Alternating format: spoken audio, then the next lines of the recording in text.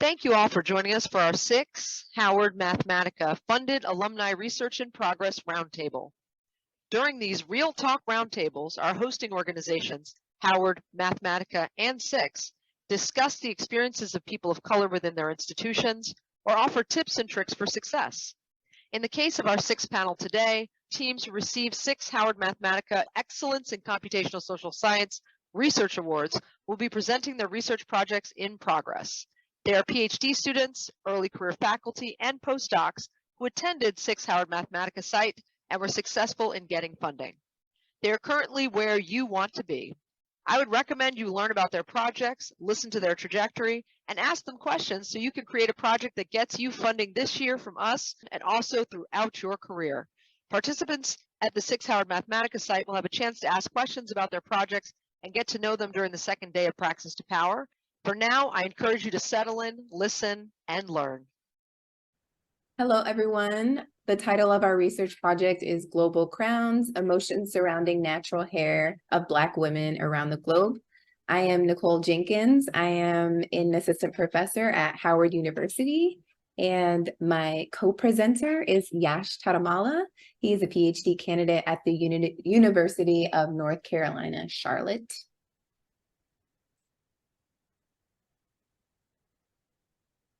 So I already mentioned the title of our project, but this is just a screenshot because our project is on a website and we wanted to share our beautiful homepage with you all.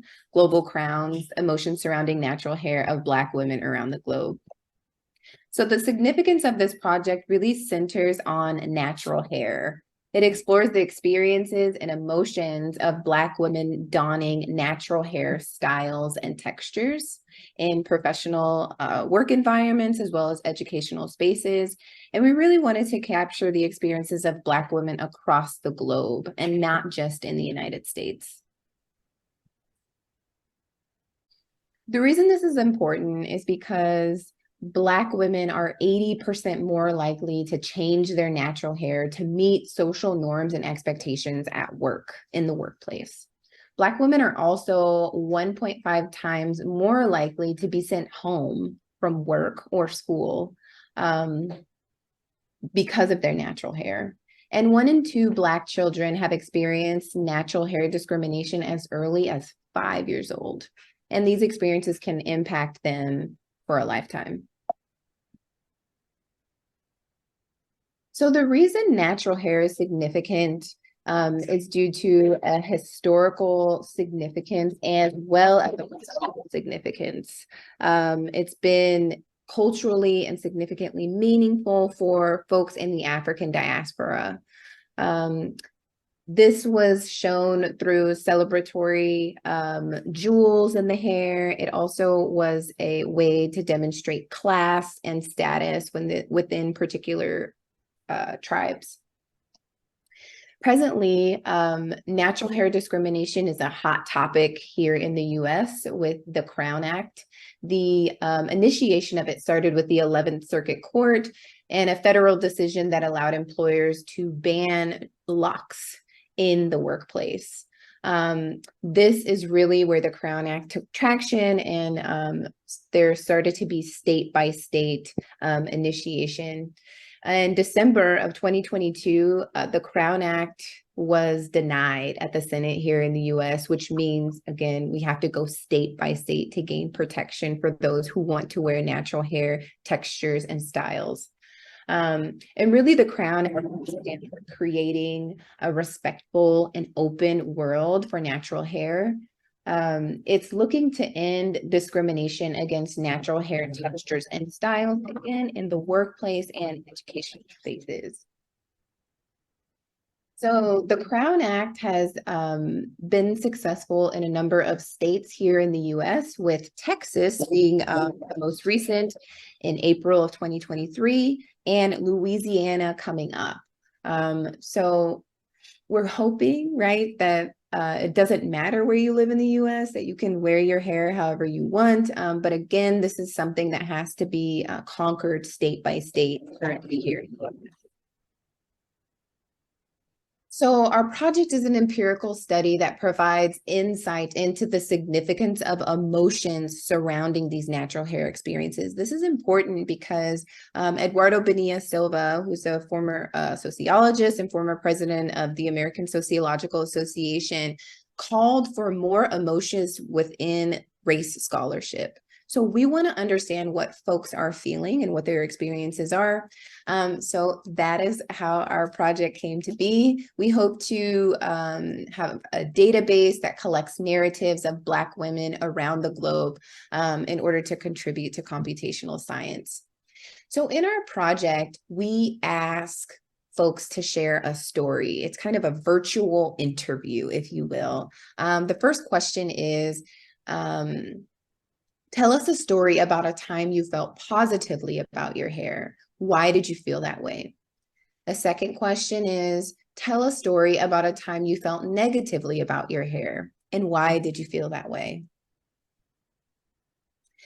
So again, recognizing that the Crown Act is a US-based policy, but like anti-Blackness, natural hair discrimination occurs throughout the globe, and we're really trying to capture what that looks like in different places.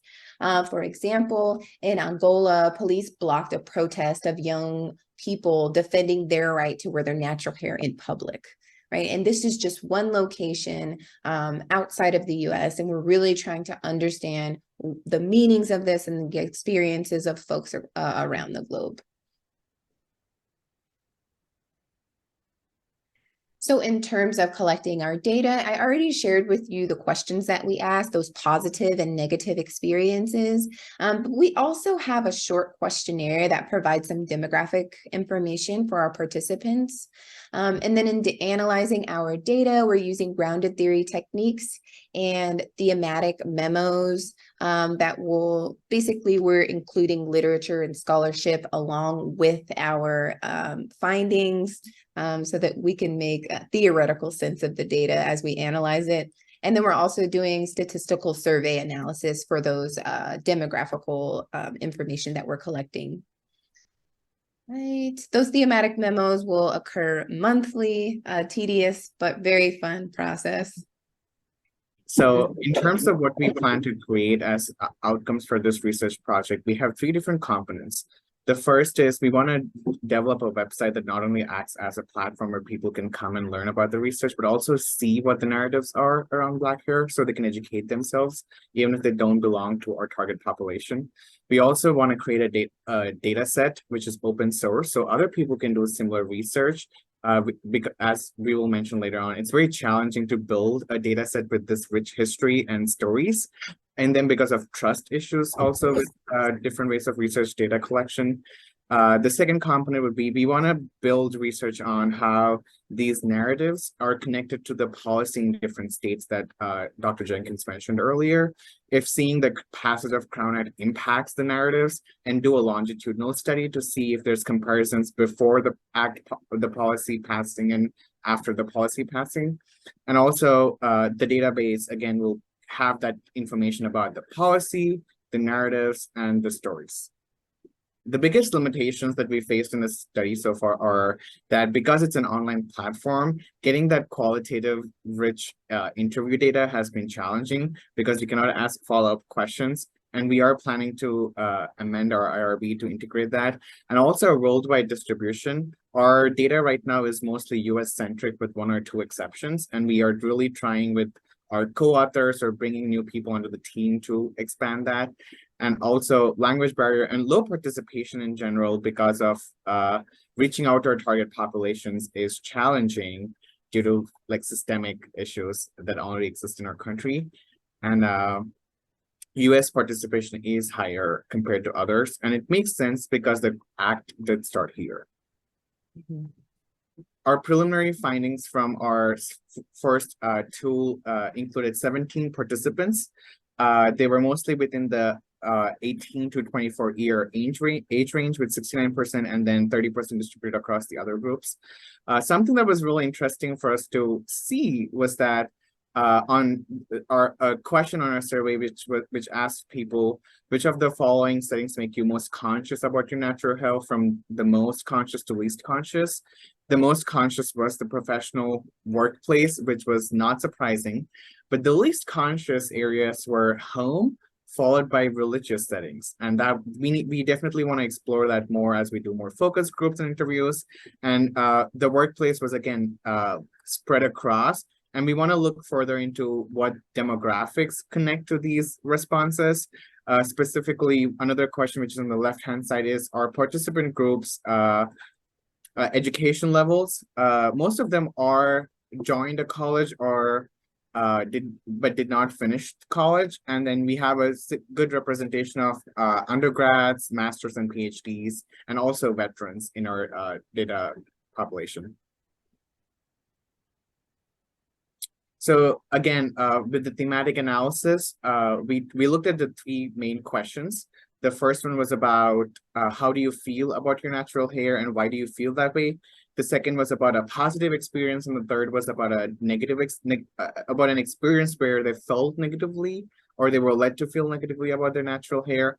And on the right-hand side is a tabular format representation of how the various themes that emerged from the thematic analysis and what were the keywords in those themes, the number of participants who felt they related to those themes, and the questions which these themes came up. And again, as you can see, it's a complicated story. It's not a this is good, this is bad situation, because all questions, whether primed or not, led to stories which had both positive and negative aspects. And most stories were also not a simple story where they said, I was happy. They were like, I felt empowered, but within these circumstances. So, and then I have on the left side some quotes from specific themes and what led to those keywords. So this was the previous slide was an overall summary of all three questions. This slide is specifically about the first question. And for this one, the main themes that we observed were the natural hair journey, the protective styles or nature of carrying natural hair, the cultural beauty standards and where women find themselves in terms of representation, and lack of knowledge in terms of maintaining or carrying natural hair. And again, here we had that love-hate relationship and also identity and self-acceptance components and lack of knowledge as the main themes.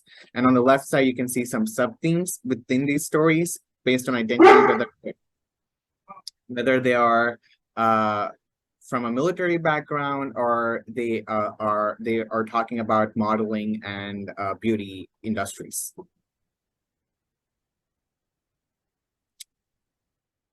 Next slide. This slide is about stories that we saw in terms of positive experiences, and I have the quotes here. And it was really interesting to see that when a Black woman wore natural hairstyles, they received more compliments from other Black women, and they felt they were more approached by other women, and also they realized that over the last 2 years, there's more representation in the beauty and the fashion industry, and that made them feel empowered to embrace natural hair. And it had a direct correlation within our population group with confidence, acceptance, and their mindset. And then if you go to the next slide, this one was about a time where they felt negatively about their natural hair. And this had to do with their experience of getting their first experience of getting a natural hairstyle. And this was interesting because we were going into the research thinking we would hear about a time when they heard from someone else or an external party, but the first experience they felt was when they went to get a perm or when they went and asked for a specific style, but they were disappointed by the style they received, or of a lot of microaggressions. A lot of times they would hear, oh, you look great in straight hair, or they were kind of being pushed into Eurocentric values in terms of beauty standards, and that even though was a compliment, was a microaggression and suppressed their willingness to adopt natural hairstyles. And I pass it back to Nicole. Okay, so I just want to share some updates. So Yash already mentioned that we plan to do some updates to our IRB.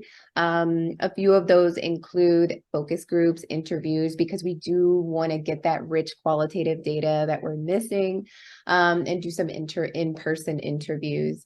Additionally, we want to add a talk to text feature so that folks can, instead of having to type out their answers, they can speak their answers for that virtual component and the survey information. So another update is we have added a new team member. Dr. Cristela Quizera is a natural hair scholar, a sociologist, and currently a professor at the University of Burundi. And yes, Yash also had mentioned that we have a new member of our team that's helping us with language barriers and also getting a more international participation, and that is her. So we're really excited to have her on the team.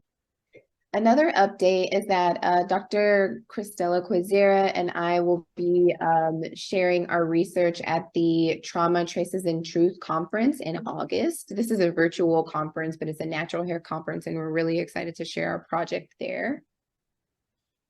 Additionally, we have study abroad opportunities.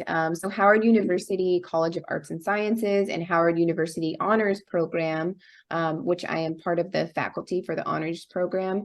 So those two separate entities have opportunities for study abroad. So we'll be able to include some students in our research and begin a study abroad opportunity for 2024. We're really excited about that. And we'll include those interviews that we're really eager to capture, as well as hopefully some community-based participatory research while in Burundi. Another update is we did an event with a local author and artist. So St. Clair Dietrich Jules is a Howard alum. She's an author and a photographer, and she wrote this book, My Beautiful Black Hair. We did a natural hair event at Howard University, and I, of course, shared our research project and her book. We're hoping to do more things like this surrounding natural hair so we can just spread awareness, but this was a really exciting event that we did at Howard. And then lastly, and probably some of the most exciting news that we have to share today is that Yash and I's proposal for Global Crowns, Black Women on Emotions Surrounding Natural Hair Around the Globe, has been accepted at the International Sociological Association World Conference of Sociology in Melbourne, Australia. So we'll be attending that conference in person this summer in June to give an oral presentation of our project, and we are ecstatic about that. I want to jump in and also say, please feel free to go to our website and take the survey and share the survey with anyone you can.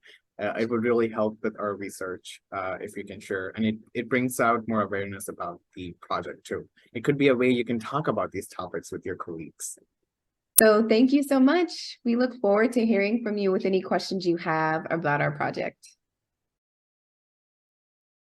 Thank you all for watching. For more information on SICSS-Howard Mathematica, visit our website, follow us on social media, and join our email list.